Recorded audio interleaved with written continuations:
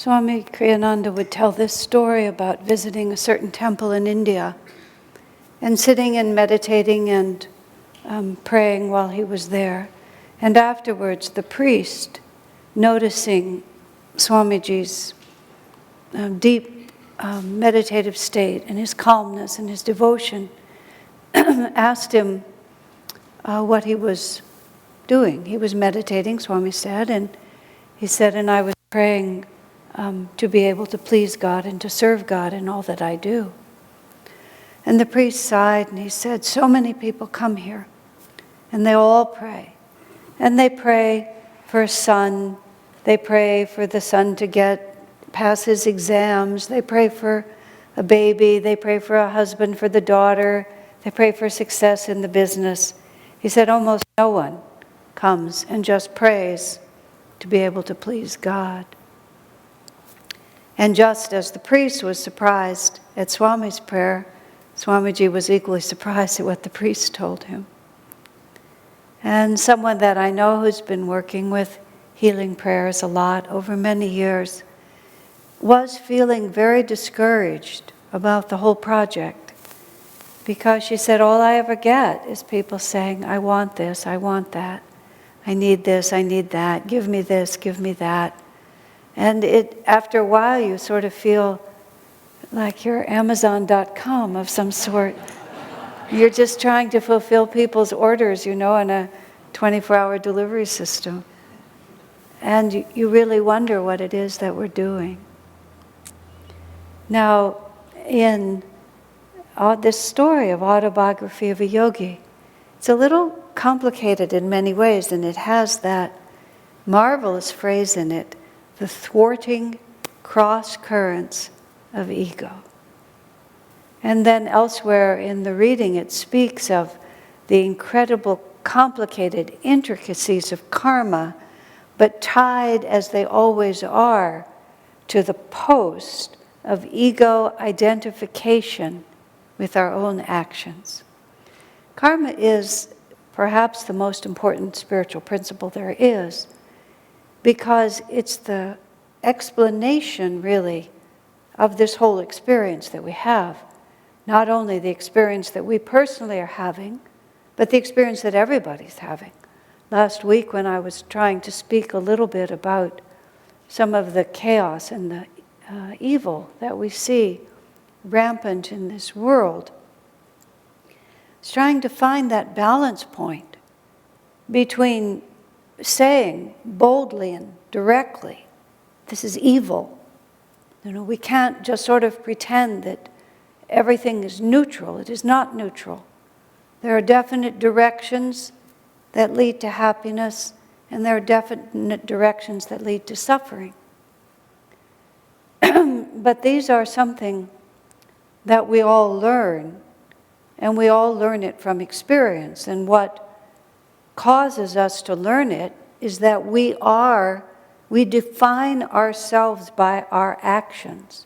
And as long as we hold that thought, ego is the infinite self identified with the limited.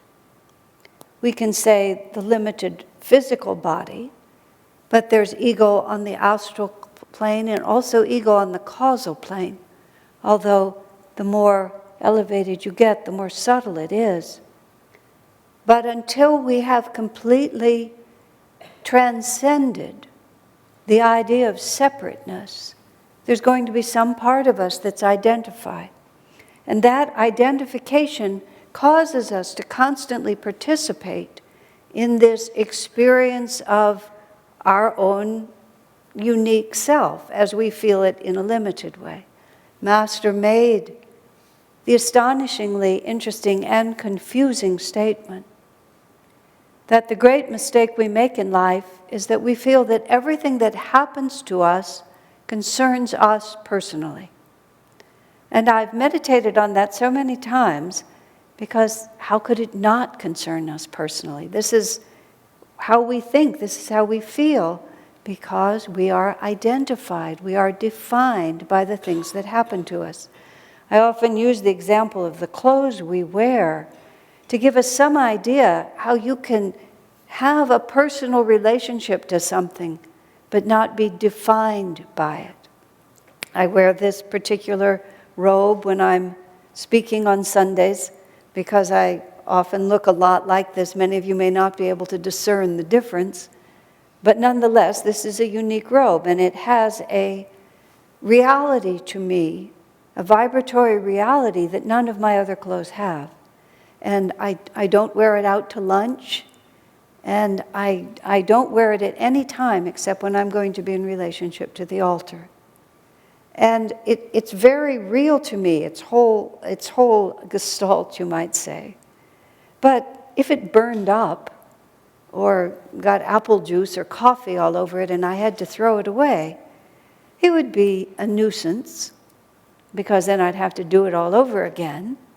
But there would be no part of me that I call myself that would be injured by it, even though we have a very close and ongoing relationship. And hard as it is to imagine, that's exactly how this individuality, this ego self that we're living in all the time, that's about how real it is to us. We have a very close vibratory relationship to it.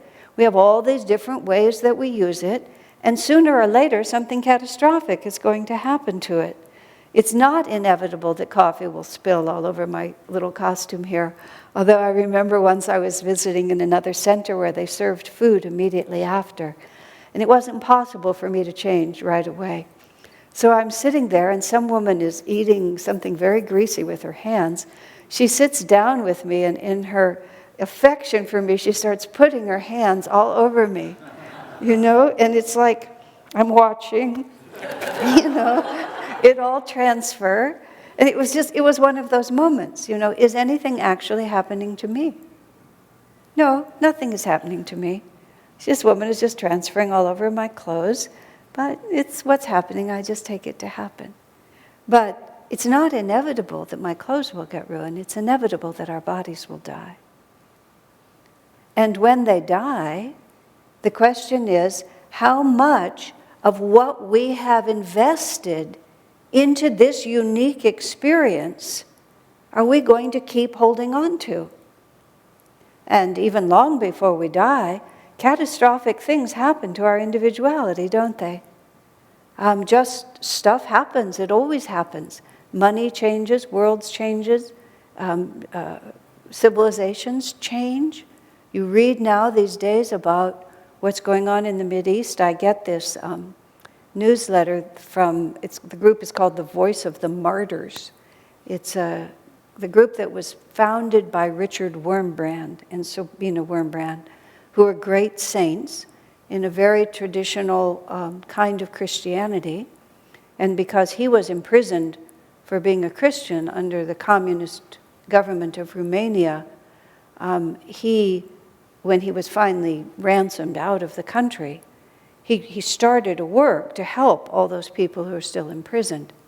And over the 50 years since he started it, it keeps shifting and shifting, and now who they're serving is the persecuted minorities in some of the Mideastern countries. So I'm reading all about this, and I'm seeing some photographs. As I mentioned to you, I don't watch the news as a rule, so all this, maybe you've seen all this. Here's just pictured of people's bombed out towns 4 years ago. 4 years ago, people were going to school, becoming lawyers, being doctors, and all of that, and now there it is. It's just a mess. And it's happened to this one. This reality has been ruined, and no longer can I be this or this or this or this. This is karma. Now, this karma is the force. There's lots of different ways to put it, but one way to put it is karma is the force that is trying to break us of our identification with limitation. And as Master said, tests are not given to us to crush our spirit, but they are given to us to awaken within us a realization of how much power we have to overcome. Now, that doesn't mean if we pray hard enough, the baby will live. if we pray hard enough, the bomb won't fall on my house. What it is that we have to overcome is that powerful delusion that I have to have it a certain way. And that no matter where life, civilization, and my lessons are taking me, I have to have it a certain way. This is who I am, this is what I must have, or else some fundamental part of me will cease to exist. And that's very frightening, isn't it? And yet these unlearned lessons keep pushing at us. And these unlearned lessons are every time we've made a decision that says, I will choose limitation over infinity. And we make those choices constantly, so we're always just building up this flow, and then sooner or later it has to be balanced. It's literally just a pendulum. We push it in the direction of affirming our limitation. It can only go so far, and then it just has to swing right back through all of that.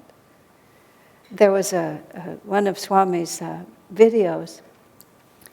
He does this wonderful series. It's called Ask Me About Truth.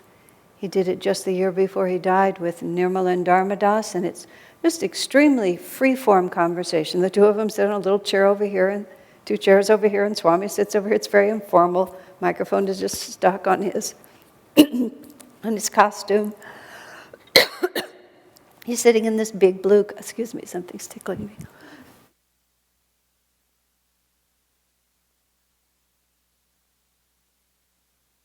He's sitting comfortably on this big blue chair, and they sort of half pretend they don't know as much as they know. And they ask him lots of questions. And there was a question about death, actually, and karma. And then it shifted into that dangerous territory of free will. And Dharmadas just asked Swami the question, how much choice do we have about the things that had happened to us? Without hesitating, Swami said, oh, none at all, just like that. And he didn't really go down the slippery slope of trying to explain that whole thing, but it was so sudden like that and complete.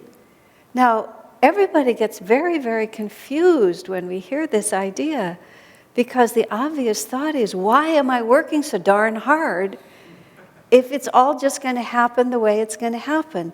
And I'm not going to be able to answer you very well either, but I had this little tiny insight, which I will just put on the table, and then that inches me a quarter of an inch forward on this whole subject.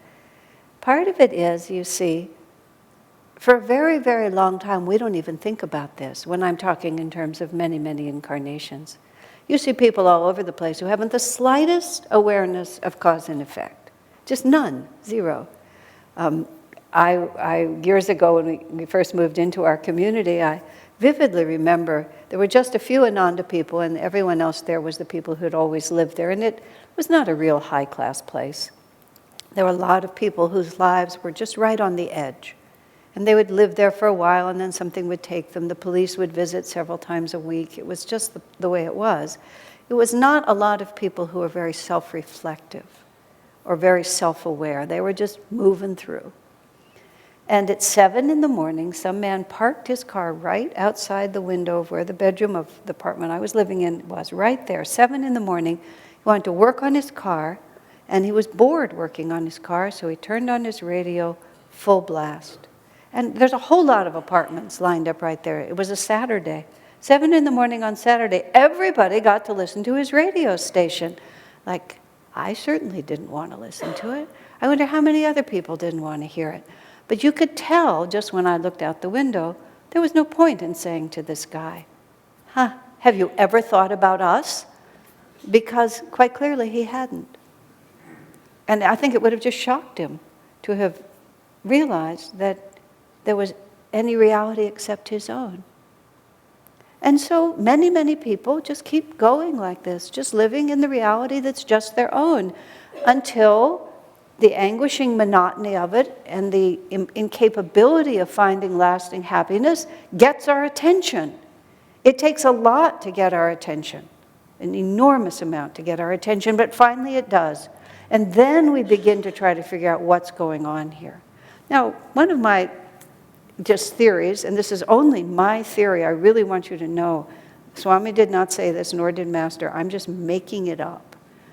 But maybe by the time we become self-conscious enough to care, it's just there's so much momentum that now what we have to do is we have to have the best attitude as that momentum runs itself out. And we have to, as little as possible, add no more fuel to the fire. And so it's not like we can be passive, because the inclination to jump in and try to make it the way I want it, and that inclination, that incarnations of habit that says my happiness comes when I get my way. And to have to constantly break that thought, what is my way? And Swamiji was talking at one point when he was faced with very difficult karma during the litigation that we went through, and really lifelong karma from him, starting at the age of 36, when his gurubhais turned against him and threw him out of self-realization fellowship, and for the rest of his life until he died, never relented in their negative appraisal of him. He had to live his whole life with the people that he had felt the closest to, spiritually speaking, just rejecting him. And it never stopped. It wasn't like, all right, enough already. This is kind of a joke. Let's just kind of go and do something else. No, it never stopped. So he had to go through many, many, many different stages of what am I supposed to be learning here? What is trying to happen? But finally, what he came to, the freest and the best, is so simple, but not simple to do, not easy to do. If God sends it to me, why wouldn't I open my heart to it completely? Now, that's very easy to say. I just said it. And all of you could probably repeat it pretty closely. If God sends it to us, why wouldn't we just open our hearts to accept it? Because of all the thwarting cross currents of ego, that's why.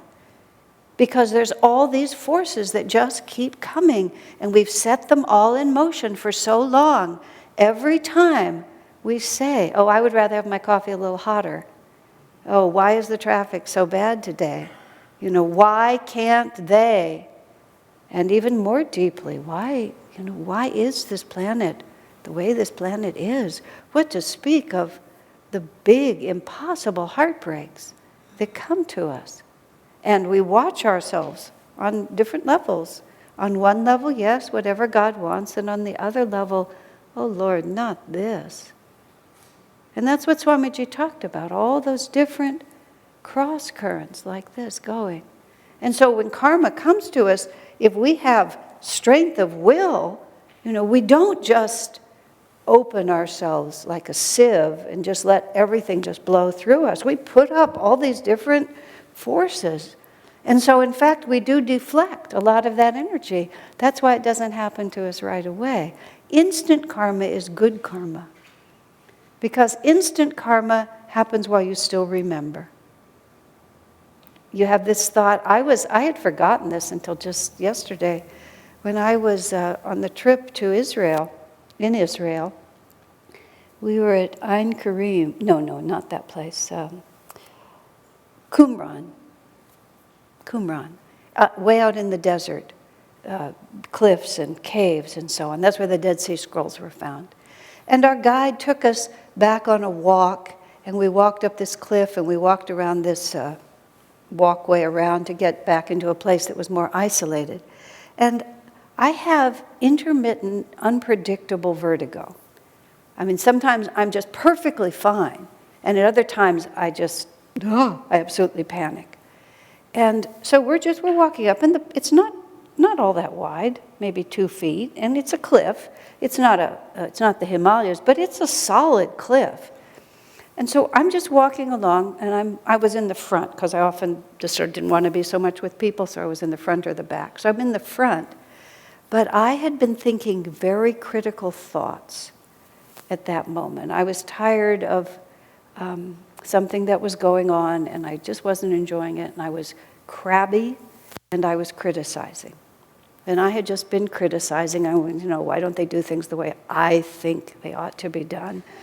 And I'm walking along, and all of a sudden this cliffside thing makes a right turn. So all I'm looking at is this cliffside thing, and there's nothing in front of me. Absolute panic. Just, comes up so fast you don't even know it's there. And there's all these people behind me. Suddenly I turn around, and I'm racing backwards, saying, I can't do this, I can't do this, I can't do this. I see everybody else around me wondering, well, what is up there? Which got my attention. And I said, oh, no, it's not dangerous, it's just me. And then right at that moment, our guide just grabbed my hand like this. He was wonderful. He just had so much confidence. He just grabbed my hand. And sort of as soon as he touched me, I exhaled. And then I held his hand, and he took me back around the corner. So I went through all of that. But then after I was meditating, what were you doing just before you panicked? I was sending out into the universe all this negative energy. Oh, surprise, surprise. It came back and it hit me in the head. Instant karma is very good karma. I mean, they didn't seem to be related in a certain sense, but they were absolutely related. I put myself out of tune with the universe, and the universe just kicked me back, right? Now, unfortunately, most of the time, by the time it kicks us back, we don't remember kicking it. And that's why there's all this thwarting cross-current. And if we have power, if we've developed our will, we can actually just keep pushing it back until we've outrun it, and then it finally sneaks up behind us and grabs us. But if God sends it to us, why would we want it any other way? And the power then that we have to use, and you see, this is what people have to understand. They think if we can't influence our karma, if it's already in motion, that means I just take a free ride. No, because the willpower is used to hold ourselves absolutely still. Because what the ego is always doing is it's running around trying to make something else happen. Swamiji talks often, he tells this story repeatedly, about arriving in Calcutta, expecting to be met by his friends, but they were caught in traffic and he was all by himself there. And he said the first thing that people do in a situation like this, especially if you have a cell phone, bing, bing, bing, bing, bing. There were no cell phones in those days. But you start wondering, what about me? What about me? I have to do something. But instead, he said, he just pulled himself into his center. He said, well, Divine Mother, what do you have in mind? And then he tells the story then that a man he'd never met before recognized him because they had a mutual friend. And when the man said, are you Kriyananda? And Swami said, yes, I am. He said, I thought you were my friend Dr. Mishra, showed me your photograph. Swami says, Dr. Mishra, I wanted so to see him, but I don't have his address. And, can you tell me where he is? Oh, he happens to be in town right here, right now. I'll take you to him. And everything rolled like that. But Swamiji said, if he had, in that moment, gone to the telephone or done anything other than stand, if God sends this to me, why would I not want it? Now just think of it. Somebody says something unkind to you. You miss an appointment. You don't get a job that you wanted. Your health goes bad today. You lose your wallet. Whatever it might be. My wallet was abducted by aliens once. It just went away. It just vaporized. I had it and then it vaporized. The only explanation, I believe, is that it's on some other planet at this point. Who knows what happened? There it is. But what if we just use all our willpower to hold ourselves separate? Separate from the separateness, separate from the ego. And one, Divine Mother, what is it that you're trying to do to me today?